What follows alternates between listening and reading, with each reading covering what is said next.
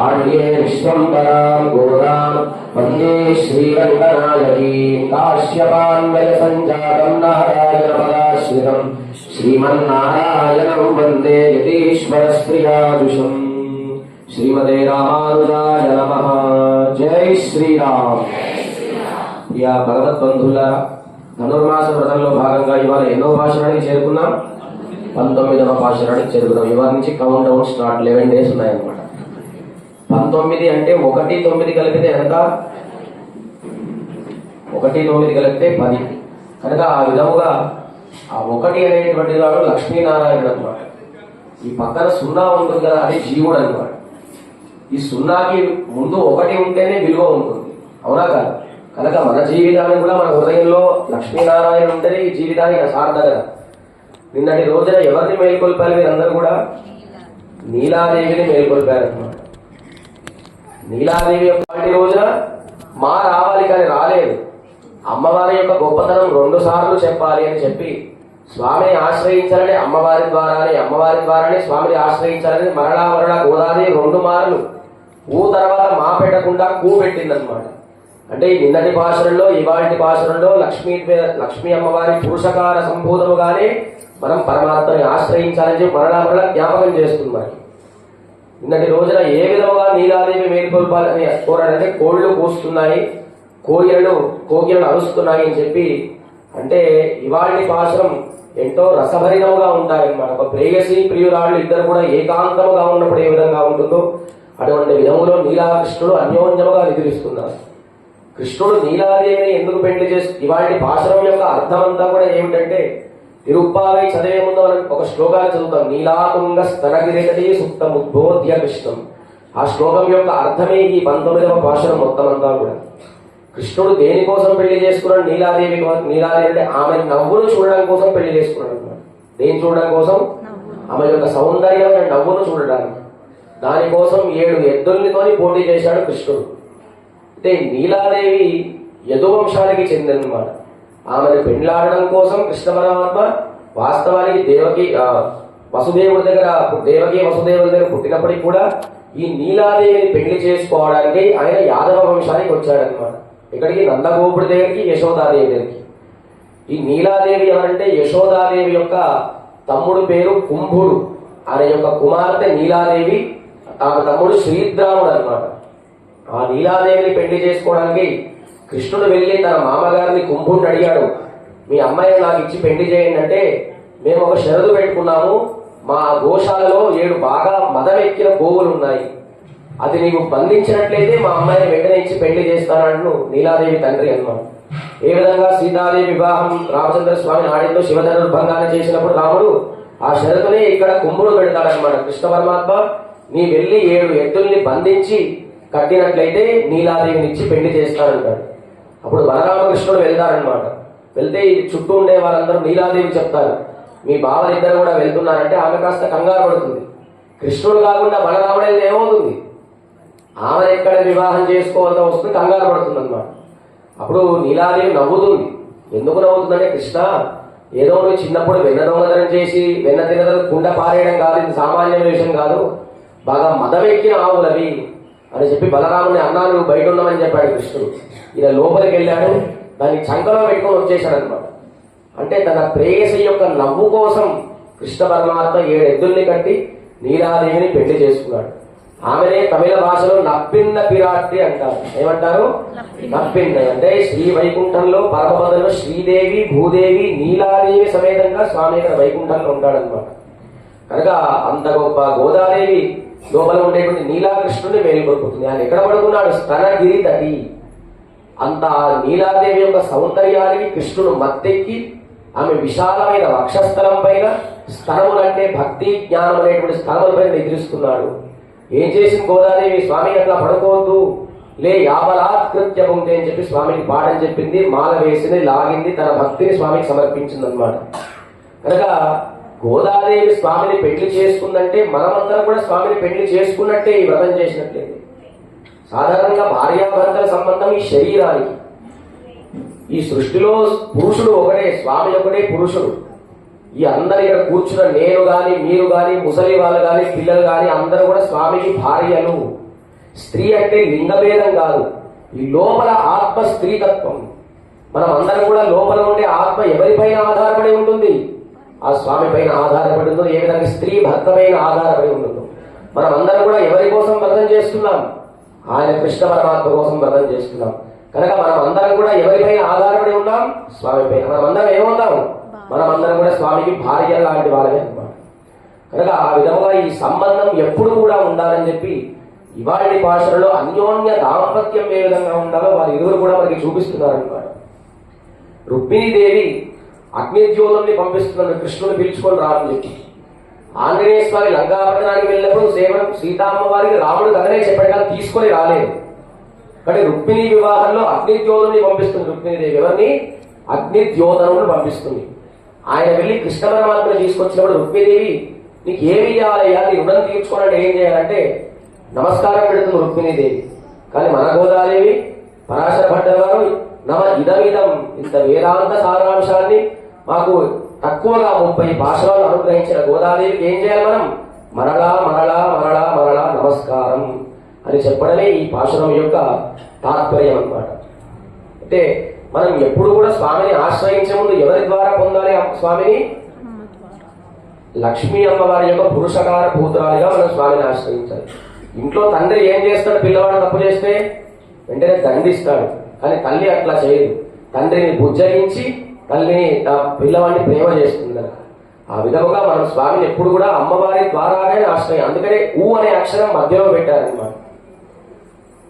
అయితే రావణ సంహారం అంతా పూర్తయిన తర్వాత ఆంజనేయ స్వామి సీతామ్మవారికి అమ్మ రాముణ్ణి రావణ సంహారం పూర్తయింది విజయవార్త చెప్తారు. ఎవరు? ఆంజనేయ స్వామి. అప్పుడు ఆమె మాట్లాడదు సీతాదేవి రామాయణంలో 2 సార్లు మాట్లాడదు అనమాట. ఎక్కడ అంటే రాముడు లక్ష్మణుడు అయోధ్య నగరాన్ని దాటి గూఢ ఆశ్రమానికి వెళ్తారు కదా, ఆ పడవ ఎక్కిన తర్వాత సుమంతుడు అంటాడు అనమాట, అమ్మ మీ నాన్నగారికి ఏం చెప్పాలంటే అవేం మాట్లాడదు, సైలెంట్ గా ఉండు. తర్వాత ఇక్కడ లంకానగరంలో రాముడిని ధ్వంసం చేసిన తర్వాత ఆంజనేయ స్వామి వచ్చి రాముడు రావణ సంహారం జరిగింది విజయవార్త చెప్పినప్పుడు సీతాదేవి మాట్లాడదు. సరే మాట్లాడకపోతే ఆంజనేయ స్వామి అంటాడు, అమ్మ ఒక చిన్న కోరిక ఉంది తీరుస్తామంటే ఏంటంటాడు. ఇంతకాలం చుట్టూ నిన్ను రాక్షస స్త్రీ అందరూ కూడా బాధ పెట్టారు కదా, వాళ్ళందరినీ కూడా దండిస్తాను అని అంటాడు ఆంజనేయ స్వామి. 700 మంది రాక్షస స్త్రీలు బాధ పెట్టారు సీతాదేవి. కానీ ఆంజనేయ స్వామి సీతామ్మగారి 2 మార్లే చూస్తాడు. ఒకసారి అశోకవనం పైన, తర్వాత రావణ సంహారం అయిన తర్వాత లంకానగరంలో, అప్పుడు 2వ మాట అన్నమాట. అప్పుడు సీతాదేవి అంటుంది, నిజంగా వాళ్ళు తప్పు చేయలేదు, వాళ్ళు తప్పు చేసినట్లయితే నేనే దండిస్తాను. నిజంగా లంకానగరాన్ని నేనే పరిపాలించినట్లయితే నా చుట్టూ ఉండే రాక్షస స్త్రీలు ఎవరైనా నన్ను ఇబ్బంది పెట్టారో వాళ్ళందరికీ ప్రమోషన్ ఇస్తానంటుంది సీతామ్మవారు. ఎందుకు? వాళ్ళందరూ వాళ్ళు నన్ను ఇబ్బంది పెట్టలేదు, వారు రాజు ఆజ్ఞాపిస్తే నన్ను ఇబ్బంది పెట్టారు అని చెప్పి పాపానాం వా శుభానాం వా వధార్హానాం ప్లవంగమ కార్యం కరుణమార్యేన నకశ్చిన్నాపరాఖ్యతి. సరే వాళ్ళు తప్పు చేశామంటున్నారు కదా, లోకంలో అందరూ కూడా తప్పు చేస్తారు. మీ ప్రభు రాముడు కూడా తప్పు చేసిన ఒక చోట అబద్ధం ఆడి అని అంటుంది. అదేంటమ్మా రాముడు సత్యవాక్ పరిపాలకుడుగా నీవెట్లా అంటున్నావు అంటే, ఆయన అయోధ్య నగరాన్ని వదిలి వెళ్తుంటే సుమంతుడు రథాన్ని నడుపుతుంటాడు. వెనకాల తండ్రి దశరథ చక్రవర్తి పిలుస్తున్నాడు, రా రా రామ అంటే ఈయన అంటాడు వద్దు వద్దు అంటాడు రాముడు. అయితే ఈ సుమంతుడు చెప్తాడు రాముడికి, మీ తండ్రి గారు పిలుస్తున్నారండి అంటే నాకు వినపడడం లేదని చెప్పంటాడు అనమాట. ఆయనే అబద్ధం ఆడకుండా సుమంతుడి చేతి కూడా అబద్ధం ఆడిస్తాడు. కనుక రాముడు కూడా అబద్ధం ఆడాడు, అది కూడా తప్పే అంటుంది సీతాదేవి. కానీ వాస్తవానికి అది కాదు. తండ్రి సత్యవాక్ పరిపాలకుడు కనుక ఆయన మాటను పాలించాలి కనుక రాముడు అరణ్యానికి వెళ్ళాడు అని చెప్పంటుంది. అంతేకాకుండా సరే అమ్మ మా రాముడు తప్ప అంటున్నావు కదా, మంచి నిప్పులాంటి వాడు మా లక్ష్మణస్వామి, ఆయన నిప్పేట కూడా నేను చెప్తా అంటుంది సీతాదేవి. ఏం చేస్తుంది? ఆ బంగారు వేడి వచ్చినప్పుడు రాముడు వెనకాల వెళ్ళిపోతాడు. రాముడు వెనకాల వెళ్ళిపోతే ఆ మారీశ్వరుడు హా సీత హా లక్ష్మణ అగ్రజాలయంలోకి చనిపోతాడు. లక్ష్మణ అగ్రజ అంటే రాముడు పేరు. ఆ అగ్రజాలయంలోకి బాణం కూర్చుకుంటూ చనిపోతాడు. కనుక వెంటనే సీతాదేవి కంగారు పడి లక్ష్మణ స్వామిని పంపిస్తుంది. ఆయన వెళ్ళకపోతే దుర్భాషలు ఆడుతుంది అనమాట. అక్కడ భగవద్వచారం చేస్తుంది. మీ అన్నయ్య సమయంలో నన్ను మోహిద్దామనుకుంటావా అని చెప్పి సీతాదేవి ఉంటుంది అనమాట. వెంటనే ఆయన వెళ్ళిపోతాడు. వెళ్ళిపోయిన సమయంలో ఆయన కొంత దూరం వెళ్ళిన తర్వాత ఎదురుగా రాముడు వస్తాడనమాట. అదేంటి, నేను సీతాదేవి కాపలాగా పెట్టాను కదా, నీవెందుకు ఇట్లా మధ్యలో వచ్చావంటే, ఏదో అన్నయ్య సీతాదేవి నన్ను ఇష్టం వచ్చినట్టు మాట్లాడింది, నాకు కోపం వచ్చేసాను లక్ష్మణుడు అంటాడు రాముడితో. అప్పుడు రాముడు అంటాడు, నీ పేరు రామదాసుడు కాదయ్యా, నీ పేరు కోపదాసుడు అని అంటాడు అనమాట రాముడు. అంటే సరే లక్ష్మణుడు, సీతాదేవి అంటుంది, సరే లక్ష్మణుడిని నేను తిట్టాను అనుకోండి, అంత కోపంగా వెళ్ళిపోవాల్సిన అవసరం ఏముంది, అంత చేయవలసిన అవసరం ఏముందా అని చెప్పి సీతాదేవి లక్ష్మణుడు కూడా తప్పు చేశానని చెప్పి అంటుందన్నమాట. అంటే భార్యాభర్తలు ఏ విధంగా ఉండాలో సీతాదేవి మన అయోధ్యకాండలో చెప్తుంది. తను లంకానగరం, తను అయోధ్య నగరానికి వదిలి వెళ్లే ముందు రాముడు ఎంతకీ ఒప్పుకోడు సీతాదేవి. సీతాదేవి చెబుతుంది, మనం ఇద్దరం కూడా ముందే కొంతకాలం విడిపోదామని చెప్పి సీతాదేవి ఎక్కడ చెప్తుందని అయోధ్యలో చెప్తుంది అనమాట. మృగాయుతం వానర రాజసంయుతం.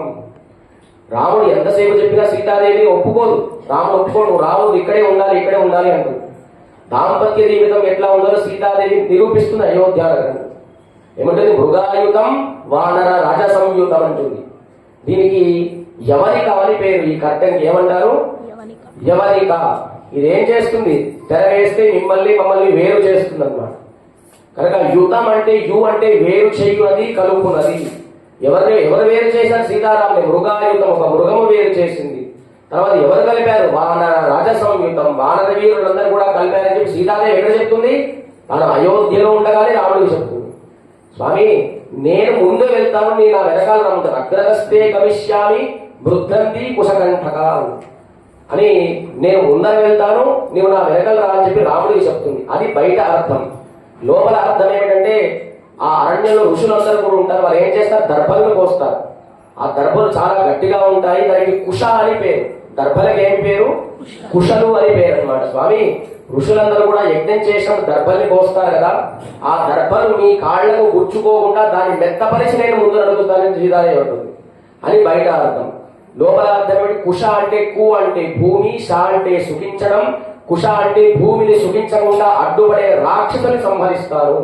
నేను వెళ్తాను లంకా నగరానికి, వెళ్ళిన తర్వాత అక్కడ వాళ్ళ చేత పాపాలు చేయించి వారు నీ చేత సంహరింపబడేలాగా చేస్తారని చెప్పి అగ్రదస్తే గమిష్యామి అంటాడు. అయినా రాముడు ఒప్పుకోదు.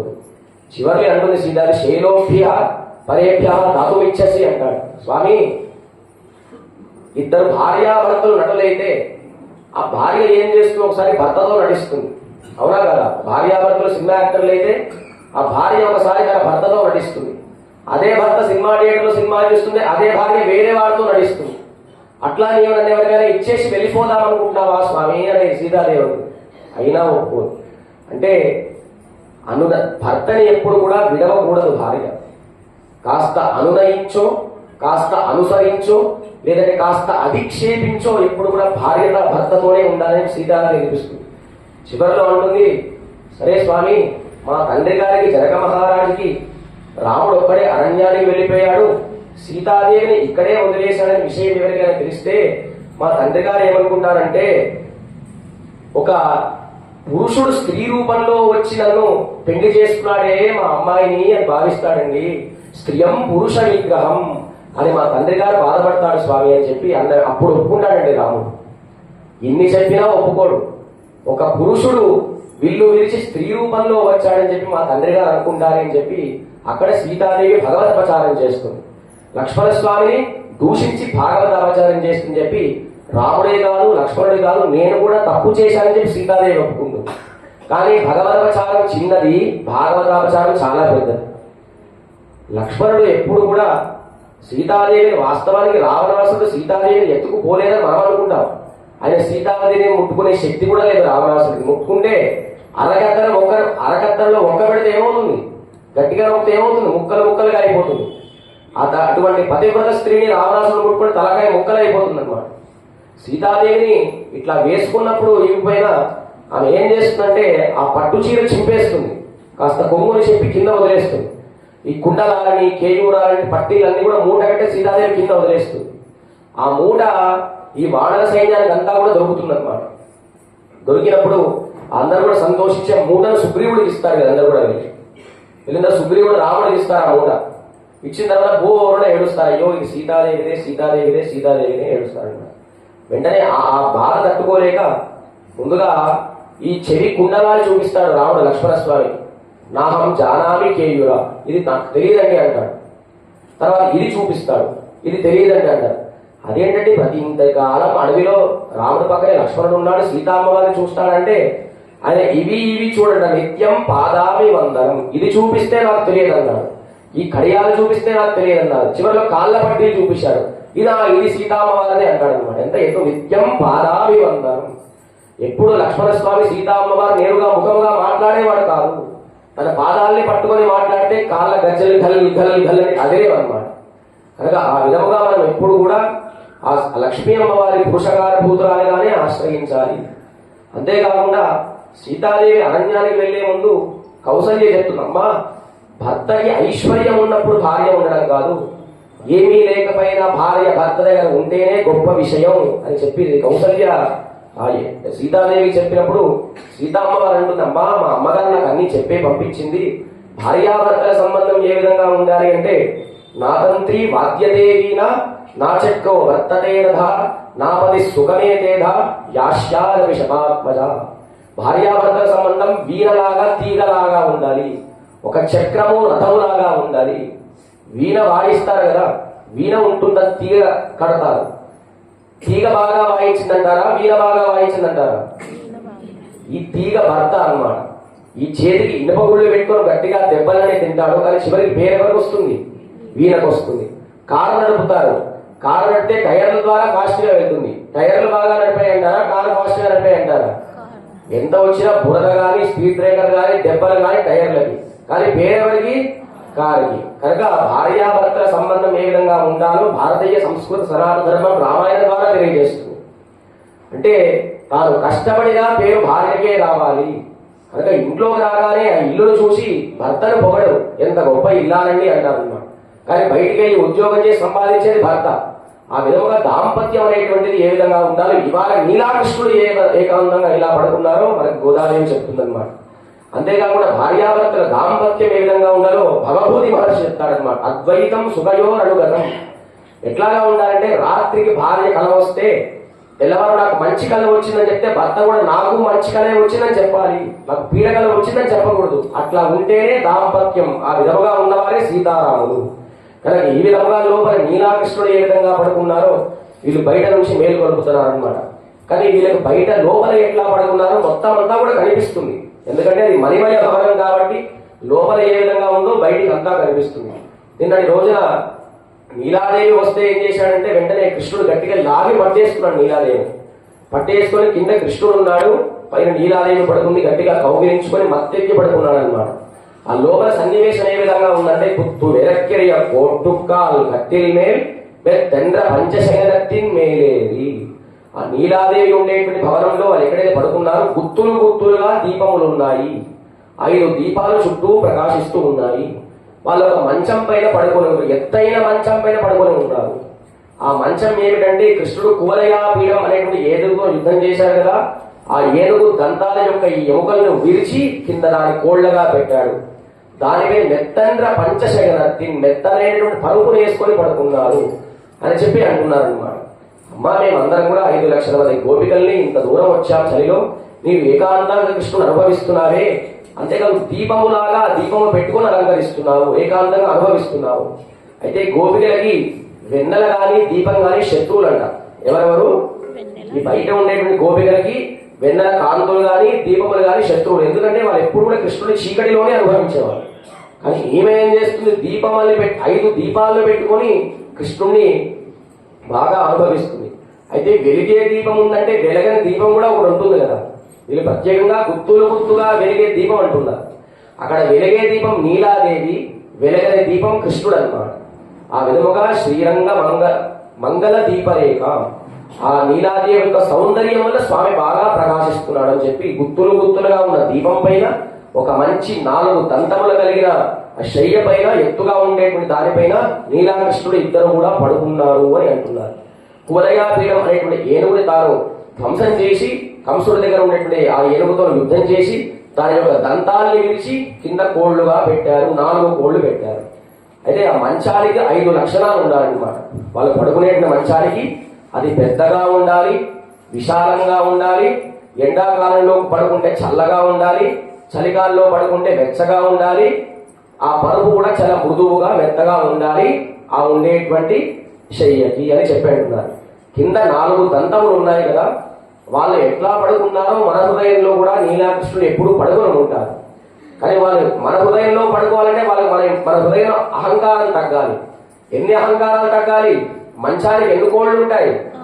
ఆ 4 అహంకారాలు తగ్గాలి. కర్తృత్వ అహంకారం, భోక్తృత్వ అహంకారం, శేషత్వ అహంకారం అని చెప్పి ఈ కర్తృత్వ, భోక్తృత్వ, జ్ఞాతృత్వ, శేషత్వ ఈ 4 అహంకారాలు తగ్గితే కృష్ణుడు నీలాదేవి ఇద్దరు కూడా మన హృదయంలోనే మంచం వేసుకొని మెత్తన్న పంచశయనత్తిన్, ఆ మెత్తడి హృదయం అనేటువంటి మంచం పైన సాధారణంగా మంచం ఉన్నట్టు బెడ్రూమ్ విశాలంగా ఉంటుంది, కానీ మన హృదయంలో ఇరుకైన మంచంలో కూడా కూర్చుంటారు. ఎప్పుడు అహంకారం తగ్గితే వాళ్ళు మన హృదయంలో కూర్చుంటారని చెప్పి లోపల ఉండేటువంటి నీలాదేవిని కృష్ణ పరమాత్మని మేల్కొల్పుతున్నారు. మెత్తెండ్ర పంచశయనత్తిన్, సాధారణంగా 5 అనేటువంటిది ఏమిటంటే వేదములు, ఇతిహాసములు, పురాణములు, ఆగమములు, దివ్య ప్రబంధములు. మనం అందరం కూడా వేదాధ్యయనం చేయలేం కనుక, చాలా సమయం పడుతుంది కనుక దాని తర్వాత ఉండేటువంటి ఇతిహాసములు, పురాణములు, ఆగమములు, దివ్య ప్రబంధములు, అదే 5 గుర్తులుగా దీపము. కింద 4 దంతములు ఉన్నాయి కదా, అవే యజుర్వేదం, ఋగ్వేదం, యజుర్వేదం, సామవేదం, అథర్వవేదం 4. కృతయుగం, త్రేతాయుగం, ద్వాపరయుగం, కలియుగం తర్వాత అని చెప్పి 4 దంతములు అన్నమాట. అయితే మంచానికి కింద 4 కాళ్ళు ఉంటాయి, పైన ఎన్ని పట్టీలు ఉంటాయి? ఇట్లా నిలువుగా 2 పట్టీలు ఉంటాయి, అడ్డంగా చిన్న పట్టీలు. ఈ పొడవుగా ఉండేటువంటి పట్టీలు, చిన్నగా ఉండేటువంటి పట్టీలే ధర్మ, అర్థ, కామ, మోక్షములు. అది పొందాలంటే ఎవరిని ఆశ్రయించాలి? శ్రీరాకృష్ణుడు హృదయంలో మనం ఎప్పుడు కూడా మన హృదయంలో ఉండాలని చెప్పి అంటున్నారు అన్నమాట. యుగములు 4: కృతయుగము, త్రేతాయుగము, ద్వాపరయుగము, కలియుగము. ధర్మ, అర్థ, కామ, మోక్షములు. స్వామి యొక్క రూపములు వాసుదేవ, సంకర్షణ, ప్రద్యుమ్న, అనిరుద్ధ అని చెప్పి మన శాస్త్రంలో ఏదైతే 4 రూపములు చెప్పారో ఆ 4 రూపములే ఈ కాళ్లగా ఉన్నాయి అని చెప్పి అంటున్నారు అన్నమాట. అంతేకాకుండా వెంటనే అప్పుడు నీలాదేవి లేచి తలుపు తీద్దామనుకుంటే గట్టిగా వెనకాల నుంచి కృష్ణుడు గట్టిగా పట్టేసుకుని కౌగిలించుకొని పడుకుంటాడు. అప్పుడు అంటుంది, అమ్మా అది తగదు. ఎందుకు అంటే కృష్ణుడు ఎప్పుడు కూడా నిన్ను ఏకాంతంగా ఏ విధంగా అనుభవిస్తున్నావో మాకు కూడా ఆ దశ కలగాలి. సీతారాములు లక్ష్మణ సమేతంగా అరణ్యానికి వెళ్ళినప్పుడు అక్కడ ఉండేటువంటి ఋషులందరూ కూడా వస్తారనమాట. వచ్చి రాముడిని ప్రార్థిస్తారు, అయ్యా మేము యజ్ఞం చేద్దామనుకుంటే, యాగం చేద్దామనుకుంటే ఋషులందరూ కూడా వచ్చి ఇబ్బంది పెడుతున్నారు, మమ్మల్ని మీరే రక్షించాలి అంటే సీతాదేవి అంటుంది, మనం వచ్చింది దేనికి? అరణ్యవాసం చేయడానికి. మనకు వాళ్ళతో శత్రువులు ఎందుకు, రాక్షసులతో పని ఎందుకు, ఇంకో 14 ఏళ్ళైతే వెళ్ళిపోతాము అని అంటే రాముడు అంటాడు, నేను నిన్నైనా వదిలేస్తాను, లక్ష్మణుడైనా వదిలేస్తాను తప్ప ఇచ్చిన మాటను తప్పను అని చెప్పి అంటాడు అనమాట. ఆ విధముగా ఆ రాముడు ఏ విధంగా చూడండి, మన కోసం భార్యనైనా వదిలేస్తానన్నాడు, తన సొంత తమ్ముడినైనా వదిలేస్తానన్నాడు స్వామి. అంత భక్త వాత్సల్యుడు, భక్తసులుడు రామచంద్ర ప్రభు కృష్ణ పరమాత్మ. కనుక ఆ విధంగా నీవు ఎప్పుడూ భర్తను పట్టుకునే ఉండద్దు, మాకు కూడా ఆ విధంగా కౌగిలించే దశను కల్పించాలని చెప్పి వీళ్ళందరూ కూడా లోపల ప్రార్థిస్తున్నారనమాట. అప్పుడు వెంటనే కృష్ణ పరమాత్మ లేచి లేద్దాం అనుకునేది ఇప్పుడు నీలాదేవి గట్టిగా కళ్ళెర చేస్తుంది అనమాట. మెత్తన్ర పంచశకటి మేరేరి కొత్తడర్ పూంగల్ నప్పిన్నై కొంగైవేల్ వైత్తు కిడంద మలర్మార్ పావాయ్ తిరవాయ్. వెంటనే ఆమె కేశపాశమయందు మంచి లేత మొగ్గలైన పుష్పాలు ఉన్నాయన్నమాట. అదేంటంటే ఎవరైనా మొగ్గలు పెట్టుకుంటారా? పూలు విప్పారిన పూలు పెట్టుకుంటారు, కానీ మొగ్గలు ఎందుకు పెట్టుకుందంటే ఆ కృష్ణ పరమాత్మ కంటి స్పర్శ కలిగితే మొగ్గల పుష్పాలు లాగా మారిపోతాయి. ఆ సౌగంధభరితమైనటువంటి పరిమళ పుష్పాల వాసన మాకు బయటికి వస్తుంది, మేము కూడా అట్లాగే అనుభవించాలి అని చెప్పి వీళ్ళందరూ కూడా మేలు కొలుపుతున్నారనమాట. మైత్తడం కన్నినాయి నీయున్మానని. ఒకసారి కృష్ణుడు లేద్దాం అనుకునేసరికి ఆ నీలాదేవి గట్టిగా తన కాటుక కళ్ళతోని గట్టిగా ఒకసారి కళ్ళు ఎర్ర చేసిందనమాట. అమ్మా నీకది తగదు, అట్లా కృష్ణుడు వస్తానండి ఎందుకంతా కళ్ళు ఎర్ర చేస్తున్నావు? మమ్మల్ని అందరినీ అనుగ్రహించడానికి సీతాదేవి ఏం చేసింది? ఎంతమంది ఇబ్బంది పెట్టినా లంకానగరంలో 10 మాసములు ఉంది, కానీ నీవు మాత్రం ఒక క్షణం కూడా కృష్ణుడి వదిలి ఉండలేకపోతున్నావని చెప్పి ఆ కాటుక సౌందర్యానికి కృష్ణుడు కూడా నీవు బంధించేశావు అని అంటున్నారనమాట. ఎందుకు కాటుక అంత అందం అంటే కాటుక పెట్టుకున్నది జ్ఞాన ప్రతీక. సీతాదేవి కూడా కాటుక మంచి కళ్ళ అసితేక్షణ అని పేరు అనమాట. అటువంటి అందమైన విశాలమైన తామర రేకుల లాంటి కాటుక కళ్ళను కలిగినానని చెప్పి అంటున్నారు. పూర్వకాలంలో కాటుక కళ్ళకు రాసుకుంటే కింద లంక బెత్తలంగా కనిపించేవన్నమాట. అది జ్ఞానానికి ప్రతీక. ద్రౌపదీదేవికి కాటుక పెడితే వాళ్ళు ఒకసారి కాటుక పెట్టి డబ్బా కింద పెడితే అసలు ఏ కంటికి కాటుక పెట్టామో తెలిసేలేదు కాదు. రెండు కళ్ళు కూడా నల్లగా ఉండేవన్నమాట. అటువంటి విశాలమైన నల్లటి కన్నులతోని స్వామి నీవు బంధిస్తున్నావా తల్లి అని అంటుందన్నమాట. ఎత్తరై బోధం తూలెడ ఒట్టాయాన్ ఎత్తర ఏరుం ప్రివార్త గిల్లాయాల్. నీవు ఏ విధంగా కృష్ణ సౌందర్యాన్ని అనుభవిస్తున్నావు, మేమందరం కూడా రాళ్లు తొక్కుతూ చలికాలంలో మంచు పడుతుంటే మా గొల్లెపల్లెల్లో ప్రాంతంలో కృష్ణుడిని దర్శించవద్దన్నా కూడా మేము కృష్ణ విరామంతో శరీరం అంతా వేడెక్కింది. నీవే విధంగా స్వామిని ఏకాంతముగా అనుభవిస్తున్నావు, మాకు కూడా ఆ దశను కల్పించు అని చెప్పి లోపల ఇవాళ నీలా కృష్ణుని ప్రార్థించారు. ఈ బయట ఉండేటువంటి 5 లక్షల మంది గోపికలు అన్నమాట. ఆ విధముగా ఆ నీలా అమ్మవారి యొక్క చేతిలో ఒక పెద్ద బంతి ఉందన్నమాట. వాళ్ళు రాత్రంతా బంతితో ఆడుకున్నారు. ఆ బంతి ఏమిటంటే బయట బంతి అంతా కూడా ఈ బయట ప్రకృతి, ఆ లోపల ఈ జీవుడు ఉంటాడు కనుక మనం ఎప్పుడు కూడా స్వామిని ఆశ్రయించాలంటే ఆ బంతిని ఏ విధంగా నీలాదేవి పట్టుకుని స్వామికి ఇస్తుందో మనం కూడా అదే విధంగా లక్ష్మీ అమ్మవారి యొక్క పురస్కారంగానే లోపల స్వామిని ఆశ్రయించాలని చెప్పి ఈ పాశురం ద్వారా గోదాదేవి మనకి అనుగ్రహిస్తుంది అనమాట. ఇవాళ పాశురంలో దివ్య క్షేత్రం తిరువిడవిందై. ఏం క్షేత్రం అండి? తిరువిడవిందై. ఇక్కడ ఉండేటువంటి స్వామి వరాహ స్వామి అన్నమాట. ఈ క్షేత్రంలో గొప్ప విశేషం ఏమిటంటే ఆ స్వామికి వేసిన అక్కడ ఈ కలువ పుష్పాలు ఉంటాయి కదా, తామర పుష్పాలు, ఆ పుష్పమాల వరాహ స్వామికి సమర్పించి అమ్మాయి గాని అబ్బాయి గాని పెళ్లి గాని అమ్మాయి గాని వేసుకొని చుట్టూ 11 ప్రదక్షిణాలు చేస్తే తప్పకుండా పెళ్లి అవుతుందని చెప్పి ఆ క్షేత్రం యొక్క మహాత్మ్యం అన్నమాట. అందరూ కూడా ఒకసారి నమస్కారం చేసుకొని అక్కడ ఉండేటువంటి వరాహ స్వామిని దర్శించి అందరూ కూడా ఒకసారి చెప్పేటువంటి నామాన్ని చెప్పండి. ఓం కళ్యాణ వరాహ క్షేత్ర వాసినే కోమలవల్లి సమేతాయ నిత్య కళ్యాణ స్వామినే నమః. కళ్యాణ వరాహ క్షేత్ర వాసినే కోమలవల్లి సమేతాయ నిత్య కళ్యాణ స్వామినే నమః. ఆ నీలాకృష్ణుడు ఏ విధంగా ఏకాంతంగా పడుకున్నారో మన హృదయంలో కూడా ఎప్పుడు కూడా అలాగే నిద్రించాలని ప్రార్థించాలని చెప్పి అందరూ కూడా కోరుకుంటూ జై శ్రీరామ్. ఆండాల్ దివ్య తిరువడిగలే శరణం. ఆశ్రయించాలి, ఇద్దరిని కలిపే పూజించాలి. అందుకనే విష్ణు సహస్రనామాలు చెప్పే ముందు లక్ష్మీ అష్టోత్తరం చెప్తారు కదా. లక్ష్మీ నారాయణుడు, నారాయణుని వేరుగా ఆరాధించవద్దు, లక్ష్మీ అమ్మవారిని వేరుగా ఆరాధించవద్దు. ఎట్లాగా అంటే రావణాసుడు మనందరికీ వాస్తవానికి ఏంటంటే సీతామ్మవారిని బలవంతంగా ఎత్తుకెళ్ళాడని లోకంలో అది కథ. కానీ ఉత్తరాఖండలో ఉంటుందన్నమాట. రావణాసుడు మోక్షం పొందడం కోసమే లక్ష్మీ అమ్మవారిని ఎత్తుకొచ్చాడు. ఆయన ఒకసారి పైకి వెళ్ళినప్పుడు అన్ని లోకాలకి వెళ్తాడు కానీ వైకుంఠంలోకి అడుగు పెట్టలేకపోతాడు. అప్పుడు సనత్ కుమారుడు అనే మహర్షి ఉంటాడనమాట. నీవు ఈ లోకంలోకి రావాలంటే నీవు మోక్షం పొందాలి, మోక్షాన్ని పొందితేనే ఈ లోకంలోకి వస్తావు. ఎట్లా? ఒకసారి మరణించి మరలా పుట్టి అప్పుడు స్వామి చేతిలో చనిపోతే నీకు ఈ మోక్షం కలుగుతుంది. మరి ఎట్లా స్వామినాథం యుద్ధం చేయాలంటే లక్ష్మీ స్వరూపంగా ఉన్న సీతామ్మవారిని ఎత్తుకొస్తూనే రాముడు లంకలోకి వస్తాడు, రావణ సంహారం చేస్తాడు. నిజంగా రావణ లంకలో రావణాసుడు ఏం చేసేవాడు, సీతామ్మవారి పక్కన ఉన్న ఒక గోడ పైన పెద్ద లక్ష్మీ అమ్మవారు బొమ్మ వేయించాడంట. ఆ పక్కన 2 ఏనుగుల్ని రోజు ఆమెకు పూజ చేసేవాడు. అసలే లక్ష్మిని వదిలిపెట్టాడు, బొమ్మలో ఉండే లక్ష్మిని పూజ చేసేవాడు. కానీ చివరిలో రావణాసుడు ఎవరి చేతిలో చనిపోయాడు? రాముడి చేతిలో. ఎన్ని తప్పులు చేసినా ఎన్ని పాపాలు చేసినా మండోదరికి దక్కలేదు, పక్కన ఎవరికి దక్కలేదు. కానీ తన భర్త మండోదరి భర్త రావణాసుడు దక్కింది మోక్షం. ఎట్లా? లక్ష్మీ అమ్మవారి ద్వారా స్వామిని ఆశ్రయించి మోక్షం పొందినవాడు రావణాసుడు అని చెప్పి ఉత్తరాఖండలో తెలియజేస్తుంది. కనుక పరాశర భట్ల వారు అంటారు ఎప్పుడు కూడా ఆ అమ్మవారు లక్ష్మి ఆ స్వామి హృదయంలోనే ఉంటాడంట. ఎట్లా ఉయ్యాల ఊగుతుందంటారు. ఆ స్వామి వైజయంతి మాల వేసుకుంటే ఇవాళ కృష్ణుడు నీలా ఏ విధంగా పడుకున్నారు, ఇక్కడ పడుకుంటుంది. మరి పడుకుంటే రూమ్ చల్లగా ఉండాలి కదా, మనమైతే సీలింగ్ అవన్నీ పైన. అందుకని స్వామి పచ్చకర్పూరం రాసుకుంటాడు. లక్ష్మీ అమ్మవారి హృదయంలో చల్లగా, ఇది హృదయం బెడ్రూమ్ లాంటిది, ఆమెకి చల్లగా ఉండడం కోసం వెంకటేశ్వర స్వామి పచ్చకర్పూరం పెట్టుకుంటాడు. మరి ఆమె బెడ్రూమ్ లో ఆ పడక గదిలో ఉయ్యాల ఊగాలంటే ఒక ఉయ్యాల ఉండాలి. అందుకని స్వామి వైజయంతి మాల ధరిస్తాడు అన్నమాట. పడుకున్నప్పుడు పక్కన దీపం ఉండాలి ఖచ్చితంగా. అందుకని మనం రాత్రి బెడ్ ల్యాంప్ వేసుకుంటాం. ఈ దీపం కౌస్తుభం ఇలాంటి దీపం అన్నమాట.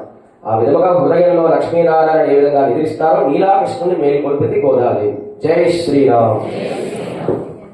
ఉంటుంది, మెత్తగా ఉంటుంది, ఎండాకాలంలో చల్లగా ఉంటుంది, చలికాలంలో వెచ్చగా ఉంటుంది. మన ఆలయంలో కూడా పంచశైరత్యం లాంటిది ఈ ఆలయం కూడా.